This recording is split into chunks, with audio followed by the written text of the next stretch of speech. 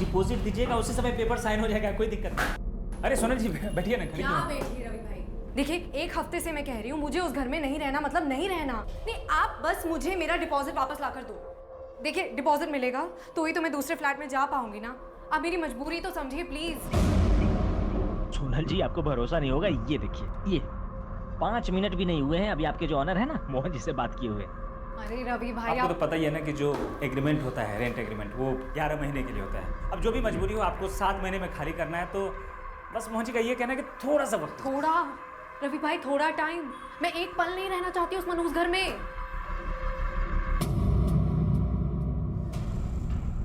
Envelope में चिट्ठियां हैं। जी सर। अर्जेंट है, कोई लापरवाही नहीं होनी चाहिए।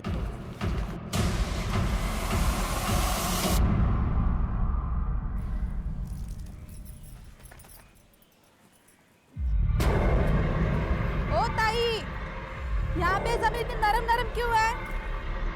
ए, क्या कर रही तू? हट यहाँ से, हट यहाँ से, हट। यहाँ आकर कपड़े क्यों नीचे रहे? तुझे बोला था ना सामने कपड़े सुखाने के लिए, घर के पिछाड़े क्यों आई तू? पहले भी तो यहाँ कपड़े सुखाती थी। मुझसे जबान लड़ा रही है? अब तेरी कोई जरूरत नहीं, कल आके तेरा पूरा हिसाब कर लेना। चल यहाँ से निकल। मेरी बात तो सुनो ताई, सुनो, निकल यहाँ से, निकल। क्या हुआ? हाँ? क्या होता है इधर? वो राधा यहाँ आकर कपड़े के सुखा रही थी।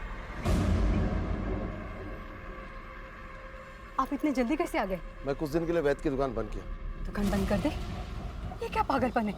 घर कैसे चलेगा? घर चलाने का काम मेरा है, तू उसकी चिंता मत कर। और मैं जो कर रहा हूँ पागलपन नहीं है, ये बात अच्छे से समझ ले तू।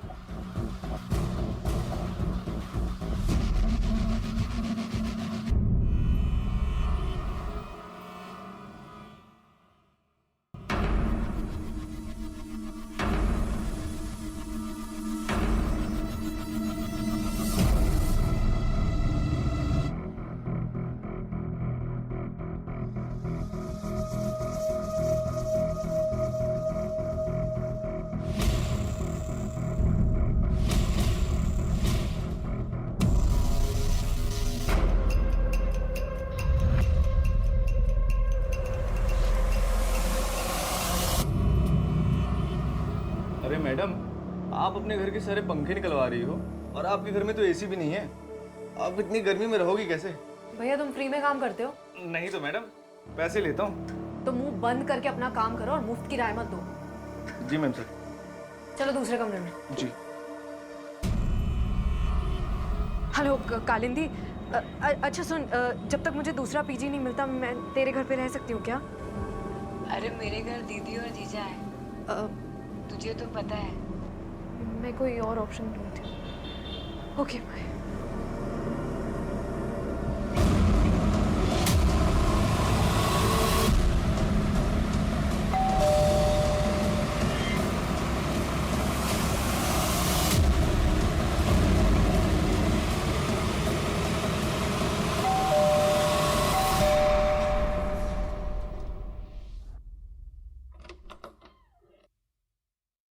अरे मोहन भाई, आप आइए आइए। देखिए मोहन भाई, आप प्लीज मेरी कंडीशन समझने की कोशिश कीजिए। माता पिता मेरे हैं नहीं, एक भाई है, अपने घर का खर्चा, भाई की पढ़ाई सब मैं ही देख रही हूँ। आप प्लीज मेरा डिपॉजिट का पूरा पैसा लौटा दीजिए ताकि मैं कोई और घर जाके देख लूँ। देख सोनल, दूसरा किराएदार मिलेगा ना, उसकी डिपॉजिट में से तेरे 50,000 लौटा दूंगा। अरे नहीं मिलेगा कोई किराएदार आपको, मनहूस है ये घर। रवि भाई भी कह रहे थे उस दिन, पूछिए। अरे नहीं मोहन बाबू, वो बाहर लोग बात कर रहे थे तो निकल गया वो मुंह से। वो लोग मेरे घर को बदनाम कर रहे हैं और तू उन लोग का साथ दे रहा है। नहीं मिलेगा डिपॉजिट वापस। हो सकता है कर लो। हाँ कर लूंगी, निकलवा के रहूंगी डिपॉजिट के पैसे।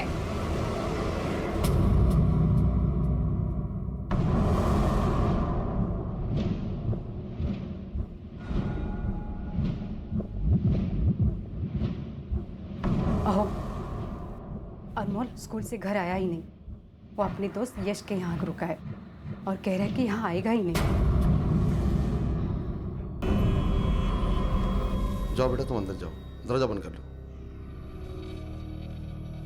चल पापा, पापा मेरी बात सुनो, मुझे इस घर में नहीं जाना है पापा। पापा मेरी बात तो सुनो पापा। पापा मुझे इस घर में डर लगता है, मुझे इस घर में नहीं जाना है पापा। तो सुनो पापा।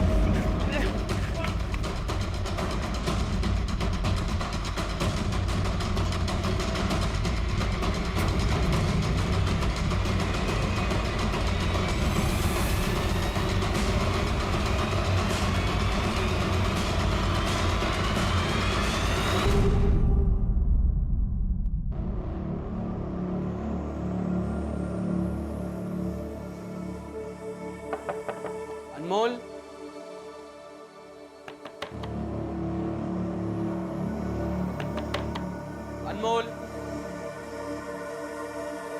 अनमोल, अनमोल, अनमोल, अनमोल।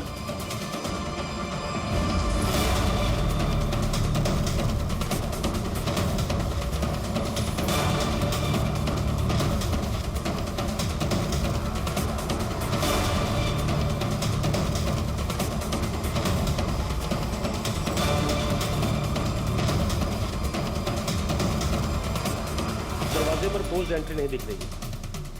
हो सकता है हत्यारा घर का ही है। कहिए उस हत्यारे को जानता हूँ। ये चिट्ठियां चीफ मिनिस्टर, होम मिनिस्टर और कमिश्नर साहब को लिखी गई हैं। भेजने वाले का नाम केदार दीक्षित है, खोपोली का रहने वाला है। अर्जुन, खोपोली चल के इन चिट्ठियों की सच्चाई के बारे में पता करना पड़ेगा। चलो।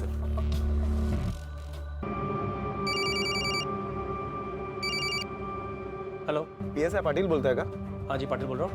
मैं क्राइम ब्रांच में पीएसआई अर्जुन लोखंडे बोलता हूँ। हाँ बोलिए लोखंडे जी। अच्छा, आपके पुलिस स्टेशन के एरिया में कोई केदार दीक्षित नाम का आदमी रहता है क्या? केदार दीक्षित? हम तो केदार दीक्षित ही घर पर ही हैं। क्या?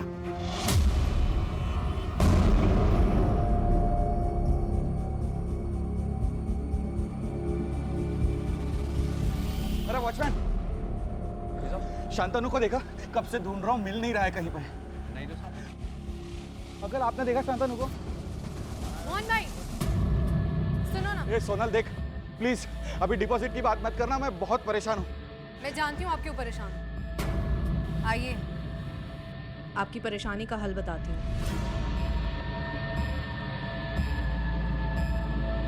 क्या हुआ? क्या बोल रही थी तुम?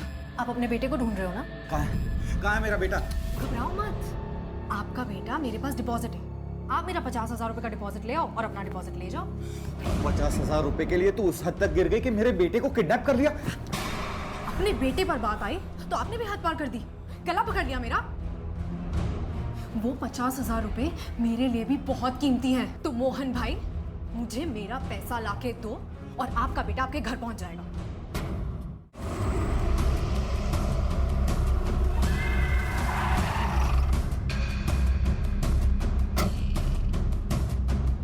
सर, हमें से किसी लड़के की लाश मिली है। इसका नाम अनमोल है। हमने आस पड़ोस में पूछताछ की। पड़ोसियों के मुताबिक इसकी फैमिली वाले कल रात से ही बाहर गए। लेकिन केदार की जो चिट्ठी हमें मिली है उसमें उसने अपनी बेटी की लाश का जिक्र किया है, जिसकी मौत काफी दिन पहले हो चुकी है। और उस चिट्ठी के मुताबिक उसकी बेटी की लाश इसी घर में है। अर्जुन, घर की अच्छी तरह से तलाशी लो, लाश यहीं कहीं होगी। और सर्च करो, बगा जरा।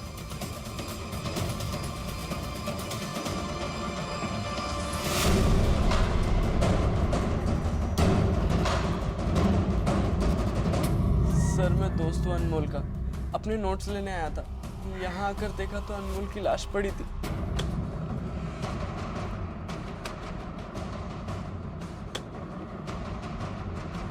एक मिनट बाजू केदार और उसका परिवार अचानक कहाँ चले गए? सर, कल रात को कहीं निकल गए। कहाँ गए, कुछ मालूम? नहीं सर। सर, पीछे कुछ है।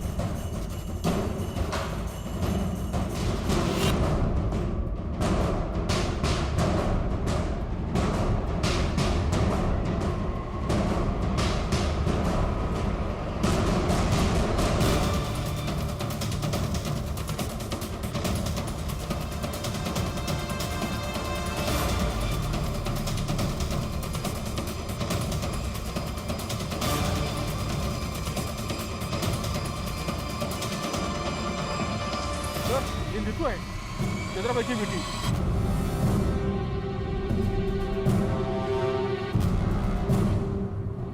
आपके पड़ोस में एक लड़की की लाश जमीन में गाड़ दी गई और आपको पता तक नहीं चला? हमें बिल्कुल भनक नहीं थी। हाँ, लेकिन कुछ दिनों से केदार के घर के बाहर कुत्ते भौंक रहे थे। कुछ दिनों से केदार भाई और वहीनी कोई किससे बात नहीं करता था। और तो और केदार भाई ने अपनी दवाई की दुकान भी बंद कर डाली। केदार और उसकी बीवी का फोन नंबर होगा तुम्हारे पास? जी हाँ सर। दीजिए हमें। बताइए।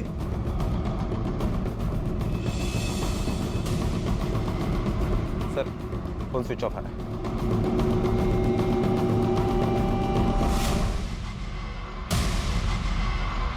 क्राइम ब्रांच ने उन चिट्ठियों की जांच की जो केदार दीक्षित ने न्याय की गुहार लगाते हुए पुलिस के आला अफसरों और नेताओं को लिखी थी। और उन चिट्ठियों के आधार पर जब क्राइम ब्रांच केदार दीक्षित के घर खपोली में पहुंची तो वहां उन्हें मिली केदार के बेटे अनमोल की लाश, और साथ ही उस लड़की की लाश भी मिली जिसे केदार ने अब तक छिपा कर रखा था और जो कि असल में केदार की अपनी बेटी नीतू ही थी। अगर कुछ नहीं मिला था तो वो था खुद केदार दीक्षित और उसका परिवार जो अचानक कहीं गायब हो गया था। समझ में नहीं आ रहा था कि आखिर अचानक पूरा परिवार कहां चला गया था और किसने की थी अनमोल की हत्या।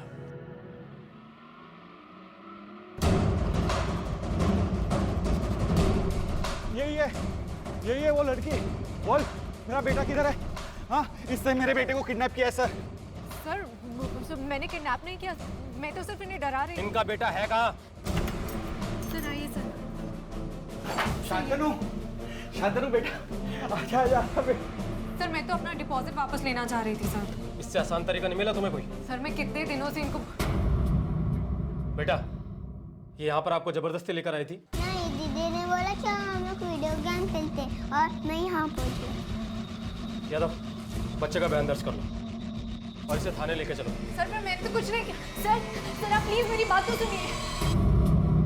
दीदी ऐसा करने की क्या जरूरत थी आपको? अरे तो क्या करती मैं ना, मैं उस घर में एक पल नहीं रह पा रही हूँ और मोहन भाई डिपॉजिट वापस करने को तैयार ही नहीं है। हाँ दीदी, पर ऐसा करने से आपको। तुम ज्ञान मत बांट मुझे, समझा? तू एक काम कर, तू रवि भाई से जाके मिल और उन्हें बोल कि मोहन भाई को समझाए कि ये केस वापस ले ले। ठीक है। पुणे पुलिस से यह कंफर्म हुआ है कि केदार दीक्षित की बेटी नीतू की लाश पुणे के शुभचिंतक सोसाइटी के फ्लैट नंबर 401 में 16 अक्टूबर को पंखे से लटकती हुई पाई गई।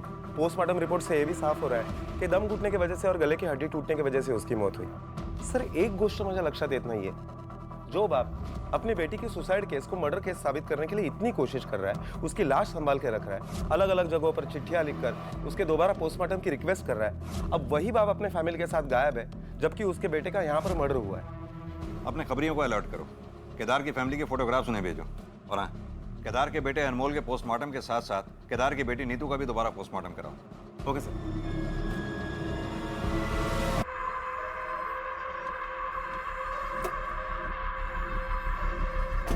ये अनमोल दीक्षित का घर किधर है?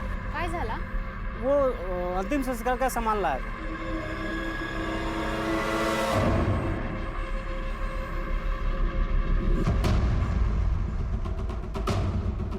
किसके कहने पे लेके आया ये अंतिम संस्कार का सामान? यहाँ भी पोस्टमार्टम नहीं हुआ, फैमिली वालों का कुछ पता नहीं, और तू अंतिम संस्कार का सामान लेके आ गया। किसने कहा था लाने के लिए? ये एड्रेस है, कल आप अंतिम संस्कार का सारा सामान इस एड्रेस पे पहुंचा देना। पैसे आपको डिलीवरी के टाइम ही मिल जाएंगे। क्या यही लड़का था वो? हाँ सर, यही लड़का था। सर केदार और उसकी पत्नी कविता, इन दोनों के मोबाइल अभी भी स्विच ऑफ ही आ रहे हैं। हमने पता लगाया केदार का मोबाइल खोपोली में स्विच ऑफ हुआ था और उसकी बीबी के मोबाइल का लास्ट लोकेशन नासिक का है। सर, ये अनमोल और नीतू की पोस्टमार्टम रिपोर्ट है। रिपोर्ट के मुताबिक अनमोल की मौत रात 10 से 12 बजे के बीच में हुई है और उसकी मौत सर पर किसी भारी चीज के लगने की वजह से हुई। और नीतू की रिपोर्ट में क्या है? सर नीतू ने सुसाइड के पहले भारी मात्रा में नींद की दवा खाई थी, उसके सिर पर अंदरूनी चोट भी थी, लेकिन नीतू की मौत की असली वजह फांसी लगना है। लेकिन वो सुसाइड करने के लिए ये सब क्यों करेगी? बड़ी अजीब बात है, पुरानी पोस्टमार्टम रिपोर्ट से नई वाली मैच नहीं कर रही। पहली पोस्टमार्टम रिपोर्ट में ना दवाइयों का जिक्र था, ना ही ब्रेन हेमरेज का। इसका मतलब केदार का दावा सही था कि उसकी बेटी का मर्डर हुआ। केदार दीक्षित और उसका परिवार या तो बहुत ही अलग और अनोखा था या फिर इनके साथ कोई अनहोनी हुई थी।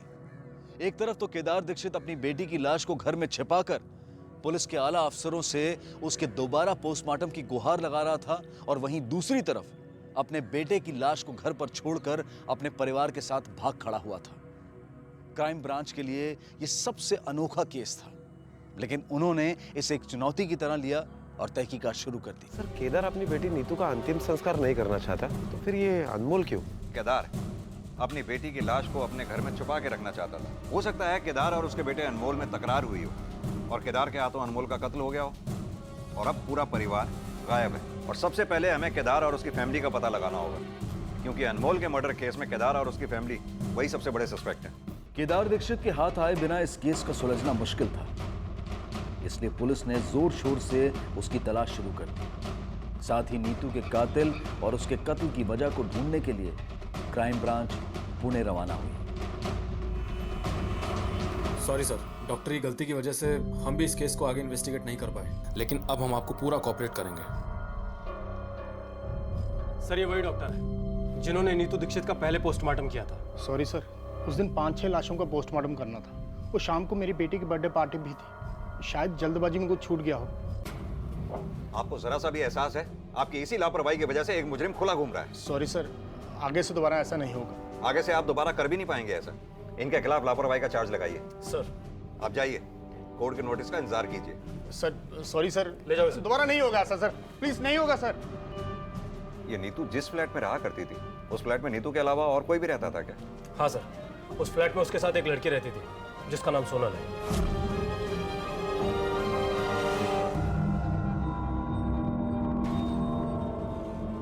Rickshaw, auto.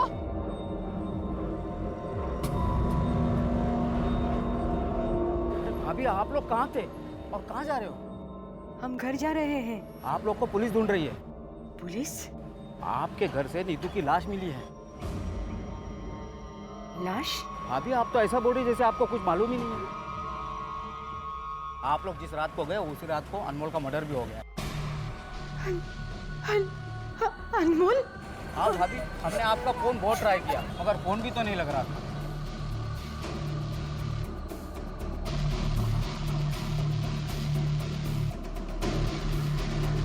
आप लोग सीधा घर चले जाओ, मैं भी पुलिस को फोन कर देता हूँ।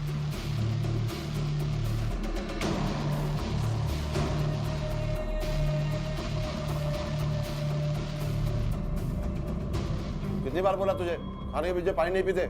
ऐसे मॉल में खाना बिना पानी के गले से नीचे नहीं उतर रहा है। तो मत खाओ। भैया रेलवे स्टेशन चलो। आप लोग जिस रात को गए उसी रात को अनमोल का मर्डर भी हो गया। अब हम घर नहीं जा सकते।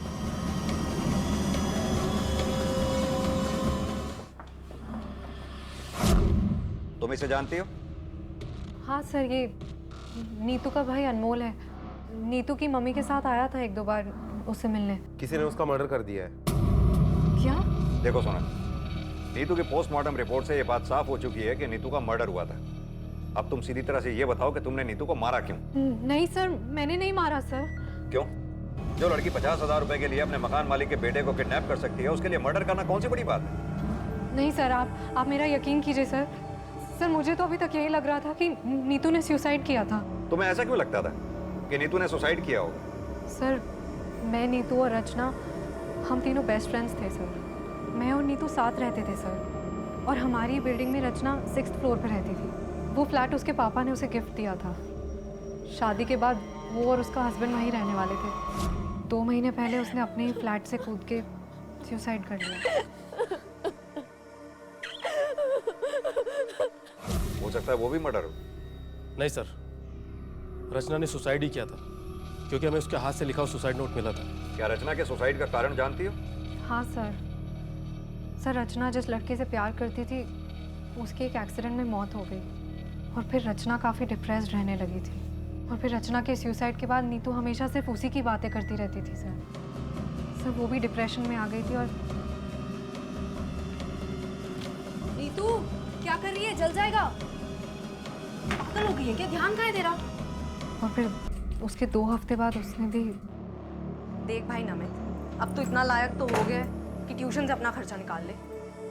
और मेरी कौन सी सैलरी बढ़ रही है? हाँ समझा?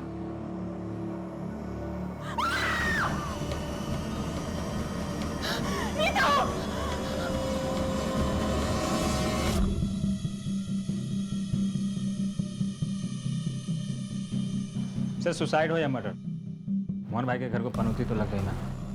यहाँ 2 लोगों की जान चली गई, तुम्हें फ्लैट की पनौती की पड़ी है। इस फ्लैट में नीतू और सोनल के अलावा और कौन कौन आया जाया करता था? सर फिलहाल तो ये दोनों ही रहती थी, लेकिन नीतू की मौत के 10 दिन पहले तक छाया भी इन लोगों के साथ रहती थी। छाया GRT कॉलेज में इनके साथ ही पढ़ाई करती थी। अर्जुन, इस छाया के बारे में सारी इंफॉर्मेशन निकालो।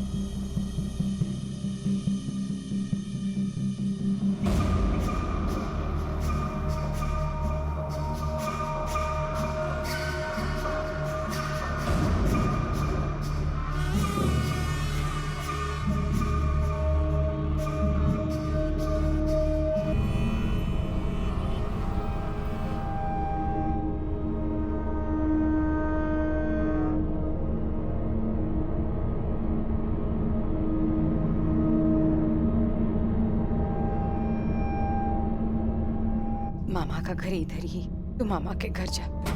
आई नहीं, आई प्लीज प्लीज मुझे नहीं जाना है। बाबू ऐसे नहीं करते, जा जा बोलते ना।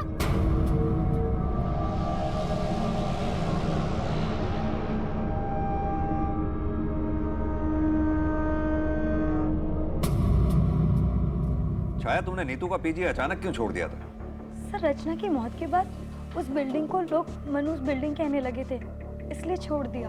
छाया, हमें पता चला है तुम्हारी फैमिली की फाइनेंशियल कंडीशन कुछ ठीक नहीं है। तुमने मेडिकल कॉलेज में स्कॉलरशिप लेने के लिए अप्लाई किया था। फर्स्ट सेमेस्टर में तुम्हारी रैंक सेकंड थी और नीतू की फर्स्ट। और इस सेमेस्टर में तुम नहीं चाहती कि नीतू दोबारा फर्स्ट आए। 16 तारीख को जिस दिन नीतू का 1 से 3 बजे के बीच में मर्डर हुआ, उस दिन तुम उसी पीजी में देखी गई थी। तुम्हें वॉचमैन ने भी देखा। सर, मैं तो सिर्फ अपना सामान लेने गई थी।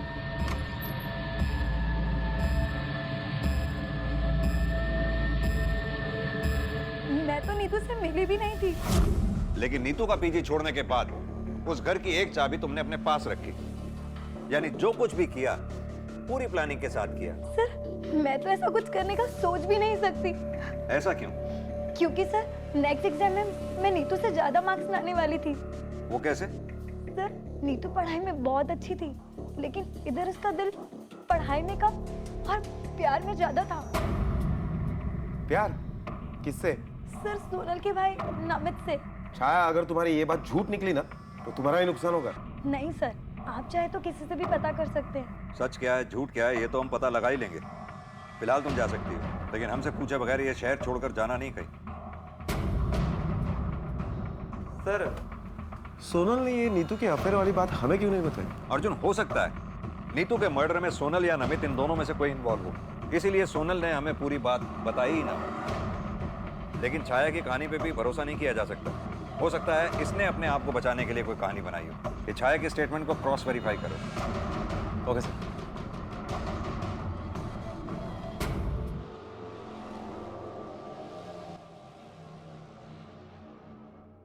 केदार दीक्षित अब भी फरार था। अनमोल की हत्या की गुत्थी अब भी गुत्थी बनी हुई थी। दूसरी तरफ सोनल अपने इस बयान पर अड़ी हुई थी कि नीतू ने आत्महत्या की थी, और उनकी पुरानी रूममेट छाया ने पुलिस के सामने खुलासा किया था कि सोनल के भाई नमित का अफेयर नीतू के साथ चल रहा था। पुलिस इस बात से हैरान थी कि अगर छाया की यह बात सच थी तो यह बात सोनल ने उन्हें क्यों नहीं बताई थी। कहीं ऐसा तो नहीं था कि उसका भाई ही नीतू का हत्यारा था, या फिर सोनल ने नीतू को अपने भाई से दूर करने के लिए खुद ही उसे मार डाला था और अब पुलिस को गुमराह करने के लिए यह आत्महत्या की झूठी कहानी सुना रही थी। बहरहाल अब सोनल से सख्ती से पूछताछ की जाने की जरूरत थी, जिसके लिए पुलिस ने उसे दोबारा पुलिस स्टेशन बुलाया। सर, ये आप क्या कह रहे हैं सर? मैं और मर्डर? नहीं सर, मुझे तो नमित और नीतू के अफेयर के बारे में भी नहीं पता था। सर, आपको किसी ने झूठी इन्फॉर्मेशन दी है। बस, ज्यादा होशियारी नहीं, सीधी तरह से ये बताओ कि तुम्हारा भाई नमित इस वक्त है कहाँ पर? सर, मेरे और नीतू दी के बीच कोई अफेयर नहीं था। बेटा, ये भाई बहन के रिश्ते को बीच में लाके बचने की कोशिश मत कर। अगर ऐसा था तो फिर नीतू के हाथ में हाथ डालकर क्यों घुमा करता था? सर, अब मैं क्या बताऊं आपको? हाय, मैं आदित्य। तो मैं यही बाजू वाली बिल्डिंग में रहता हूँ। एक्चुअली मुझे कहीं अर्जेंटली जाना है, तो प्लीज़ मुझे ऑटो रिक्शा स्टैंड तक छोड़ दो। हाँ, it's fine. Thank you so much.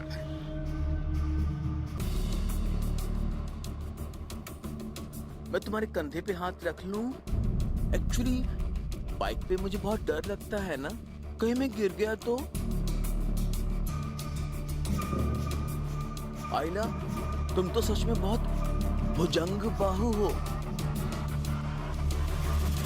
Sir, एक दिन मैंने उसकी हेल्प क्या कर दी, वो तो पीछे ही पड़ गया।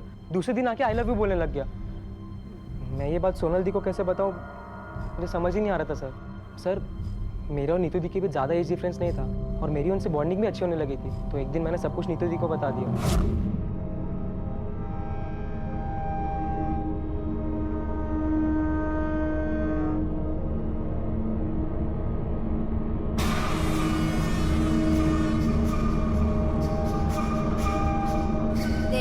एक दो दिन ऐसे ही नाटक आएंगे गर्लफ्रेंड बॉयफ्रेंड होने का, फिर वो समझ जाएगा कि तू उसके टाइप का नहीं और तेरा पीछा भी छोड़ देगा। ये सही है। इस नाटक के बारे में सोनल को मालूम था? नहीं सर, सोनल दी को इसके बारे में कुछ नहीं पता था। मतलब तेरी कहानी सच है या नहीं, इस बात का कोई सबूत या गवाह है ही नहीं। जो गवाह थी नीतू, वो मर चुकी है। मतलब तेरी कहानी झूठ भी हो सकती है, कोई बात नहीं। अब तेरी कहानी का सच आदित्य बताएगा।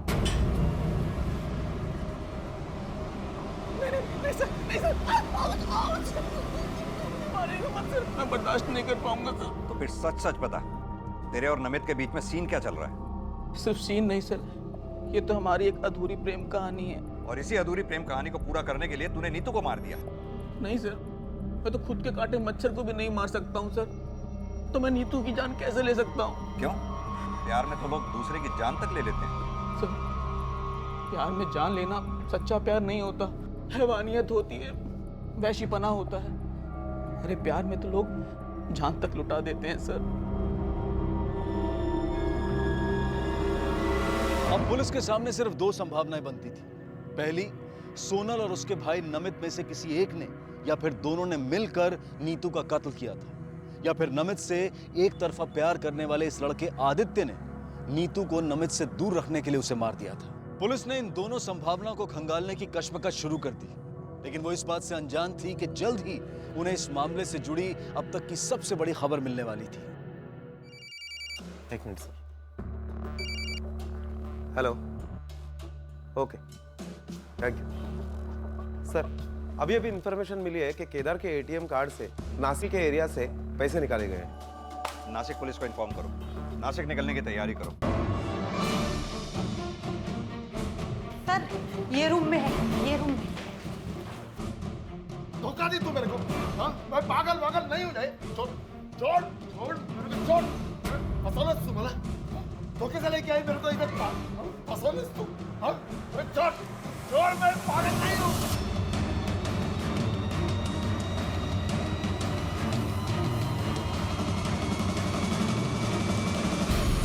क्या केदार जी, हमें चिट्ठी भेजकर खुद भाग गए?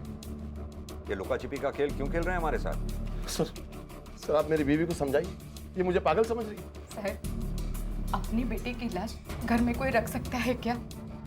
ये कोई समझदार आदमी का काम नहीं, इसलिए मुझे इन्हें यहाँ लाना पड़ा, और वो भी धोखे से। एक बात बताइए केदार जी, आप इतने दावे के साथ कैसे कह सकते हैं कि आपकी बेटी नीतू ने सुसाइड नहीं किया? सर, रचना की मौत के बाद जब नीतू का फोन मुझे आया, मुझे रचना के बारे में सुनकर दुख हुआ बेटा। पापा, दुख तो मुझे भी बहुत है।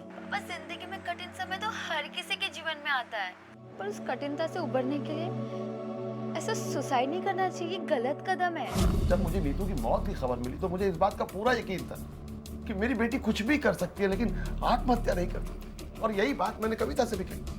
मुझे पूरा यकीन है हमारी नीतू का मर्डर हुआ, पर मेरी बात कोई सुनने को तैयार ही नहीं है। मेरी समझ में नहीं आ रहा मैं क्या करूं। सबको चिट्ठी भी लिखी, पर अहो, हे बगा, मैं कमलेश भैया से बात करती हूँ। उसका एक दोस्त नासिक में विधायक है, वो हमारी जरूर मदद करेगा, और नीतू का दोबारा पोस्टमार्टम भी हो जाएगा। ठीक है मकसद, आज रात जाऊया। ये किधर लेके आई? ये तो हॉस्पिटल है। आओ, भाई ने यही बुलाया है। मुझे लगा कि इन्हें मेंटल हॉस्पिटल में भर्ती करके मैं वापस चली जाऊंगी। नीतू का अंतिम संस्कार करूंगी, ताकि नीतू की आत्मा को शांति मिले। मैंने अनमोल को पूरी तैयारी करने के लिए बोल के रखा था, पण साहब मैं जा नहीं सकी, क्योंकि यहाँ अस्पताल की कार्रवाई पूरी करनी थी, इसके लिए मुझे यहीं देर हो गई। केदार जी, हमने आपकी बेटी नीतू का दोबारा पोस्टमार्टम किया, और पोस्टमार्टम रिपोर्ट के मुताबिक आपकी बेटी ने सुसाइड नहीं किया था, बल्कि उसका मर्डर हुआ था। बोला था ना मैं। आप बताइए कविता जी, आप क्यों भाग रही हैं? सर, मैं डर गई थी, मुझे पता चला कि आप मुझे ढूंढ रहे हो, और वो भी मेरे बेटे अनमोल की हत्या के शक में। साहब, मैं अपनी छोटी बेटी को इससे दूर रखना चाहती हूँ। क्या हुआ अनमोल? अनमोल को क्या हुआ? बोल अनमोल को क्या हुआ?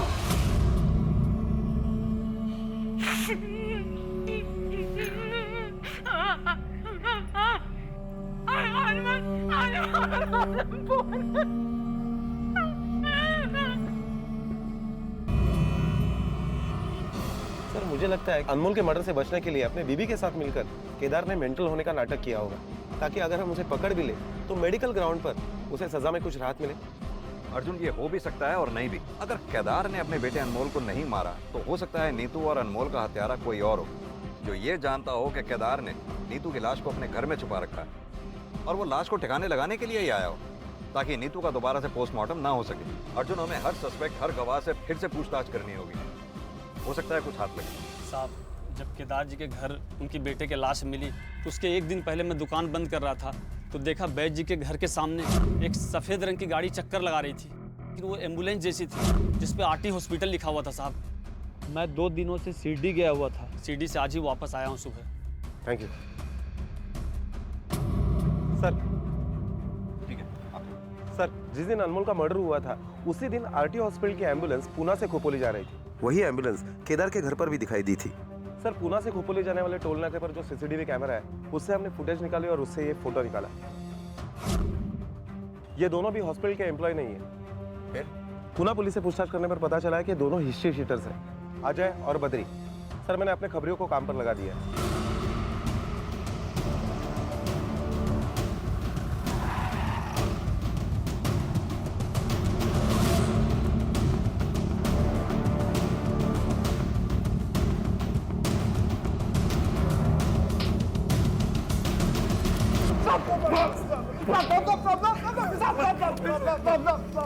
बता, किसके कहने पे केदार दीक्षित के घर में गया था और क्यों गया था? सच सच बताइए, वरना आज तेरी कब्र यही बना दूंगा। साहब, हमें तो काम मिला था केदार के घर से उसकी बेटी की लाश को ठिकाने लगाने का। हमारे दोस्त के गैराज में एक हॉस्पिटल वैन थी, हमने वो ली और केदार के घर खपोली पहुंचे और देखा कि पूरी फैमिली कहीं बाहर जा रही थी, तो हमने सोचा कि सही मौका है। जब हम अंदर गए तो हमने देखा कि केदार का बेटा घर पे था। बता बेटा, लाश किधर है? साहब, वो भागने की और चिल्लाने की कोशिश कर रहा था, तो हमने उसके सर पे पत्थर से वार किया और वो मर गया और हमें लाश भी नहीं मिली उसके घर से। किसके कहने पे किया था ये सब? आदित्य नाम बताया था साहब उसने अपना।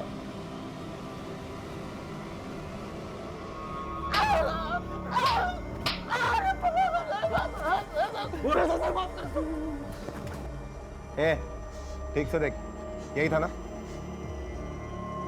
नहीं साहब, ये नहीं था वो। ध्यान से देखे से। साहब, सच में ये आदमी नहीं है। मैंने कुछ नहीं किया था। अर्जुन, वो आदमी जो भी था वो चालाक है, उसने असली नाम नहीं बताया इसे। वो आदमी जो भी है नीतू को भी जानता है और इस आदित्य को भी। हो सकता है वो आदित्य को फंसाना चाहता हो, और ये भी हो सकता है कि वो आदमी उस सोसाइटी से रिलेटेड हो।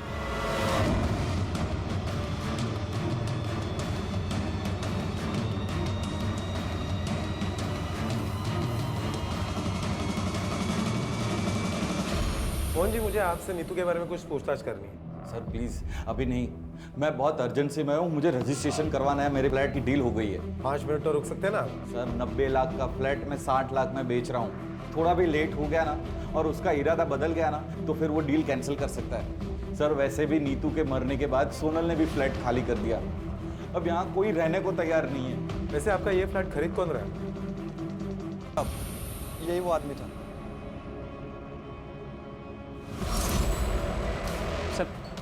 सर कौन है ये? मैं नहीं जानता इसको। सर मेरे घर की डील है सर, मैं बाद में मिलता हूँ ना सर। पता है हमें, तू मोहन का घर खरीद रहा है ना? हाँ? 90 लाख का फ्लैट 60 लाख में जो मिल रहा था तुझे, रचना के सुसाइड करने के बाद उसके बाप ने अपना फ्लैट आधे दामों पे जो बेच दिया। 60 लाख का घर उन्होंने सिर्फ 40 लाख में बेचा। वहीं से ये आइडिया आया था ना तुझे? लालच आ गया था मुझे। नीतू के फ्लैट की एक डुप्लीकेट चाबी मेरे पास थी, उसके फ्लैट के ऊपर एक खाली फ्लैट था जिसकी भी चाबी मेरे पास ही रहती थी। फिर रात को मैं वो खाली फ्लैट में रुक गया और फिर अगले दिन दोपहर में जब बाहर कोई नहीं था सर मुझे पता था कि नीतू फ्लैट में अकेली है। मैं मौका देखकर उसके घर में घुस गया।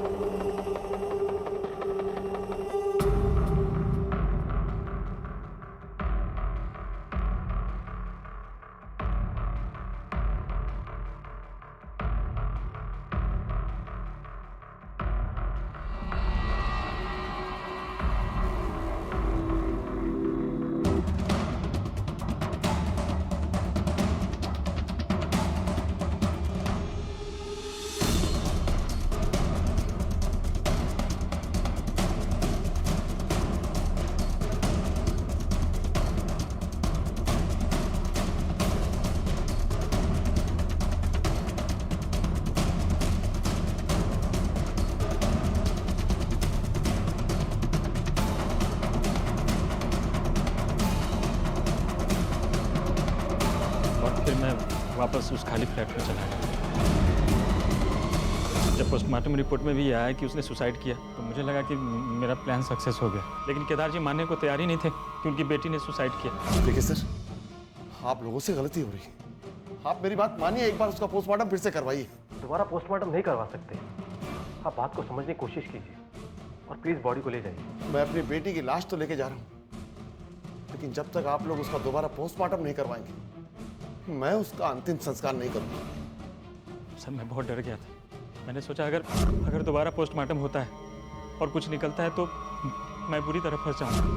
फिर मैं अजय से मिला और लाश चुरा के उसे ठिकाने लगाने का काम दिया।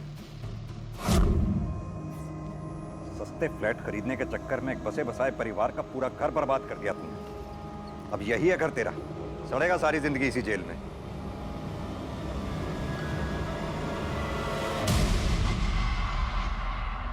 अपने दो जवान बच्चों को खो देने, घर से बेघर होकर मारे मारे फिरने और अपने पूरे परिवार के बर्बाद हो जाने की कीमत पर यह इंसाफ केदार दीक्षित को बहुत महंगा पड़ा।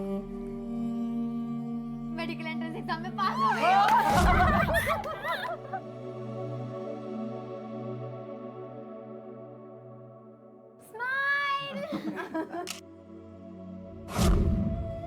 आप सही थे, आपकी वजह से नीतू का हत्यारा तो मिल गया, लेकिन अनमोल का क्या?